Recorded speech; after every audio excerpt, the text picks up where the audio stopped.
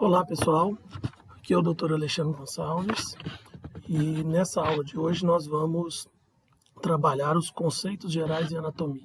Os conceitos gerais vão nos direcionar todo o estudo anatômico para facilitar que nós saibamos, por exemplo, pontos de localização dos órgãos, as relações que existem, além de conceitos importantes sobre o que é uma variação anatômica, o que é uma anomalia, conceito de monstruosidade, e termos de direção, para eu saber o que é anterior, posterior, lateral, proximal, distal e assim vai. Então vamos lá.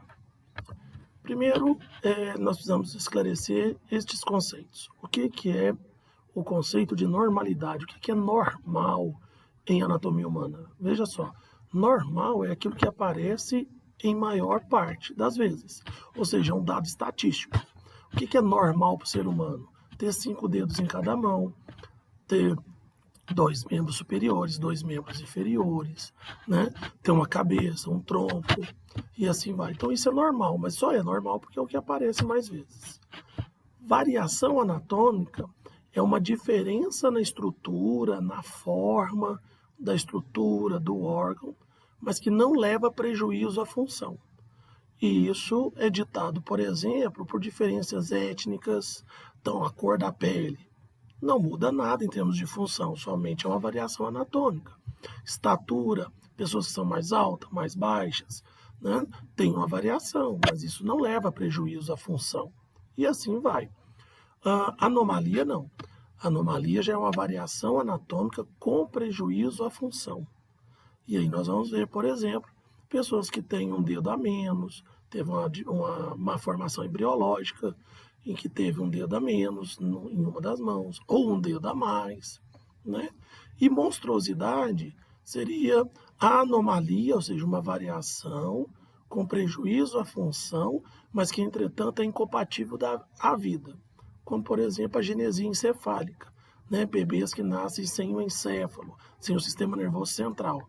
Logo, isso é considerado uma monstruosidade, porque é incompatível com a vida. Vamos ver alguns exemplos aqui.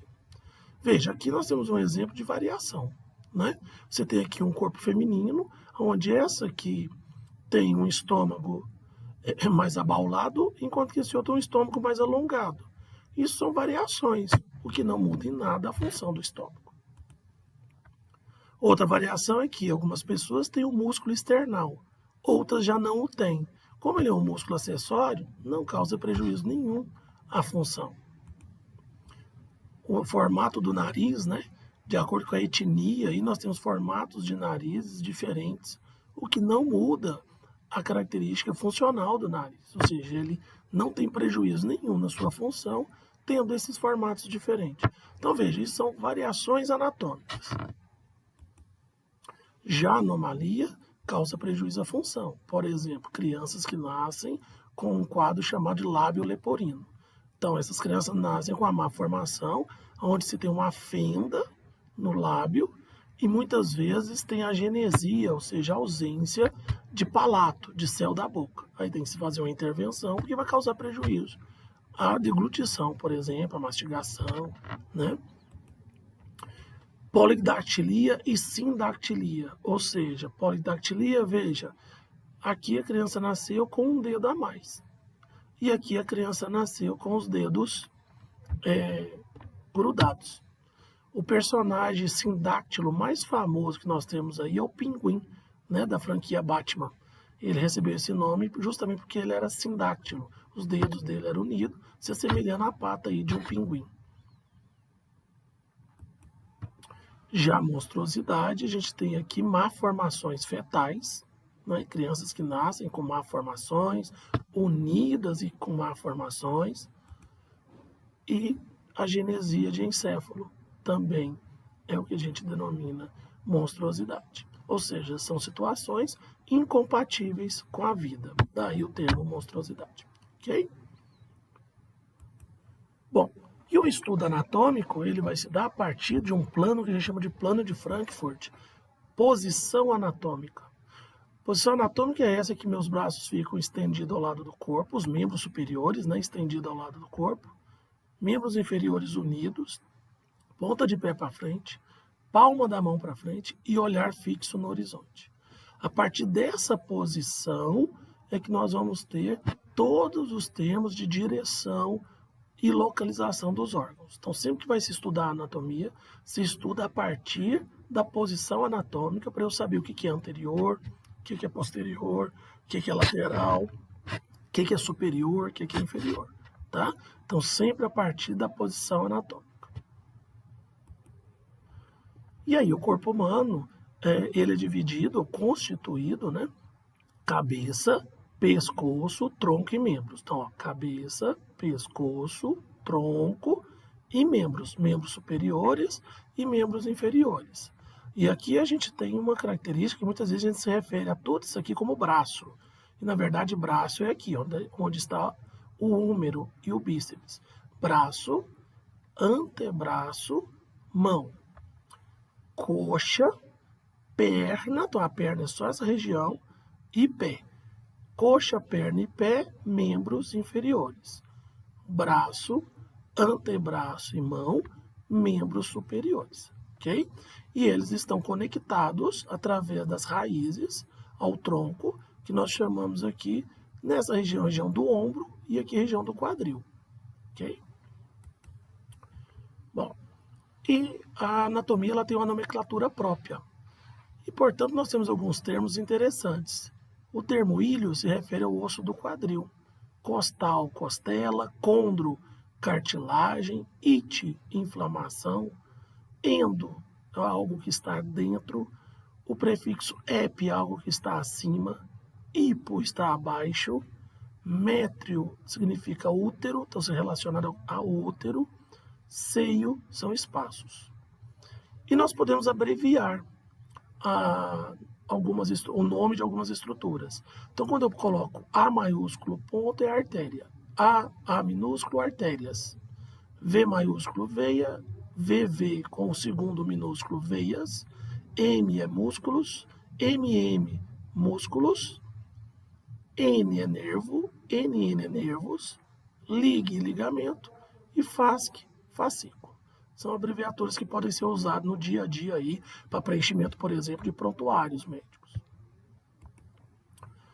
Bom, e a partir da posição anatômica, eu vou ter aqui os planos de delimitação do corpo humano.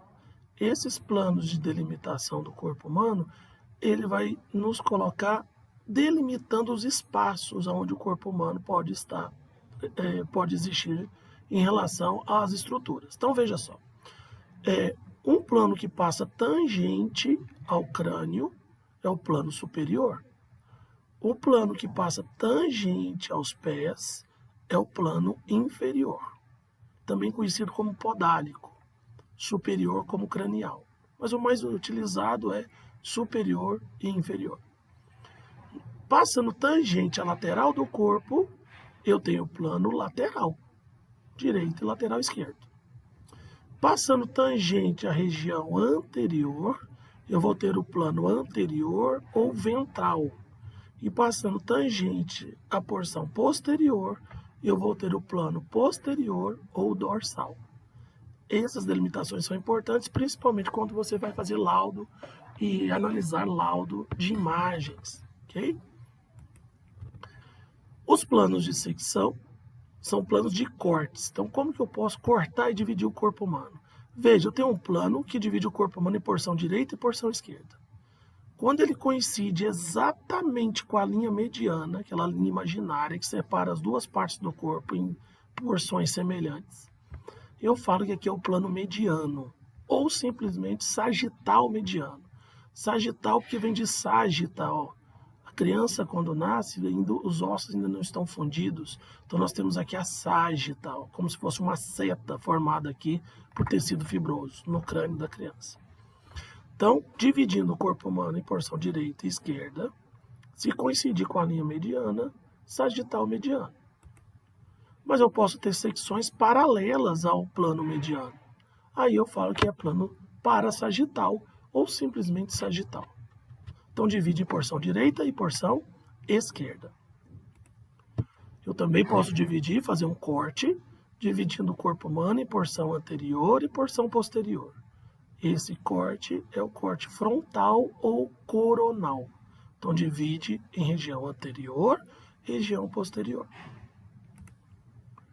E aqui, um plano que divide o corpo humano em porções superiores e inferiores, que é o plano transversal ou horizontal.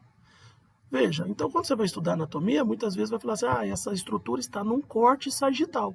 Você já sabe que está dividindo em direita e esquerda.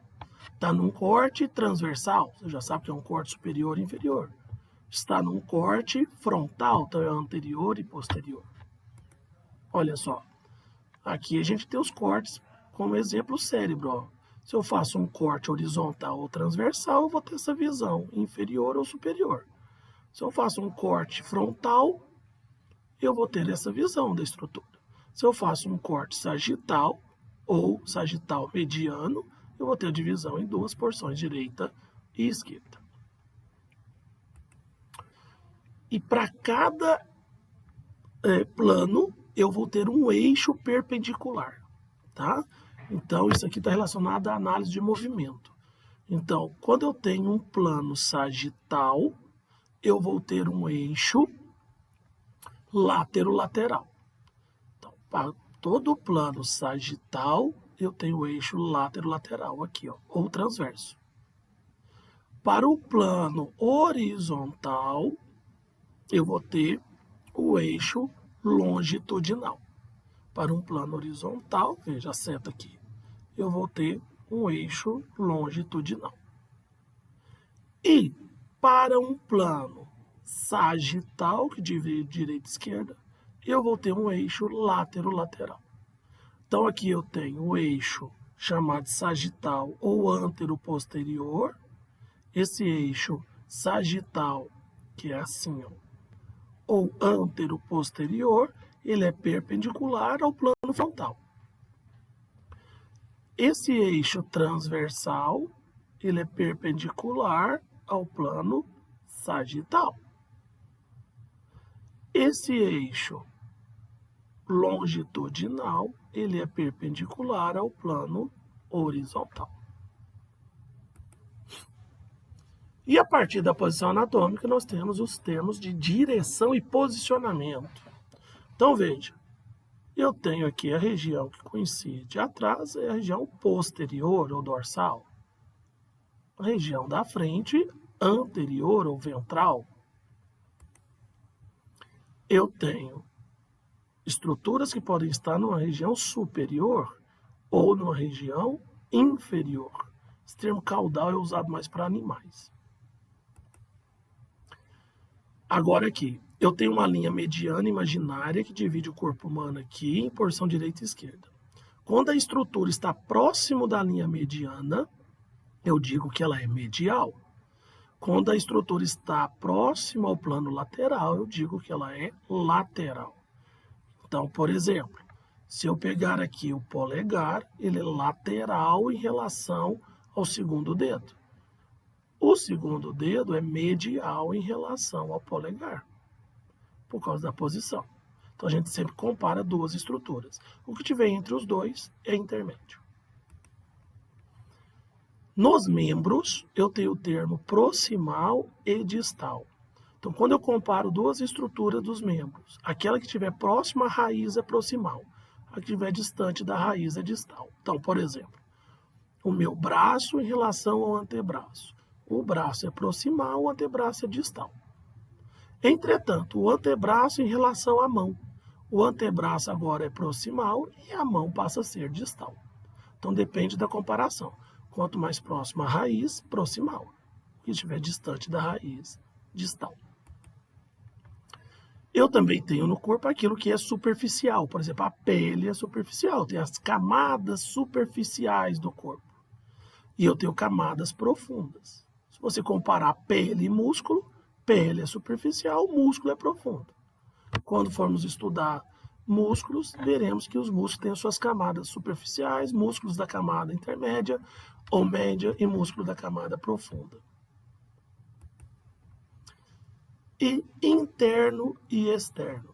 O que está dentro, normalmente, de uma cavidade é interno, o que está fora é externo.